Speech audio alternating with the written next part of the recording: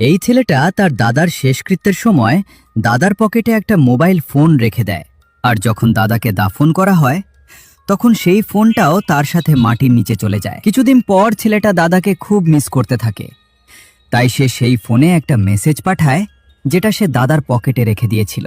তারপর নিজের ফোনটা পাশে রেখে ঘুমিয়ে পড়ে। হঠাৎ বাইরে বিদ্যুৎ চমকায় আর বজ্রপাতের শব্দে চারপাশের পরিবেশ অদ্ভুত হয়ে যায়। পরদিন সকালে যখন ছেলেটা উঠে নিজের ফোন চেক করে, তখন সে অবাক হয়ে যায়, কারণ সে একটা রিপ্লাই পেয়েছে, আর সেটাও এসেছে সেই ফোন থেকেই যেটা সে দাদার পকেটে রেখে দিয়েছিল।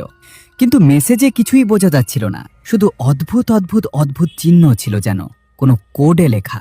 এটা দেখে ছেলেটা দৌড়ে নিচে যায়, তার বাবাকে মেসেজটা দেখায় এবং জোর করে বলতে থাকে দাদা মারা যায়নি, তিনি এখনো বেঁচে আছেন।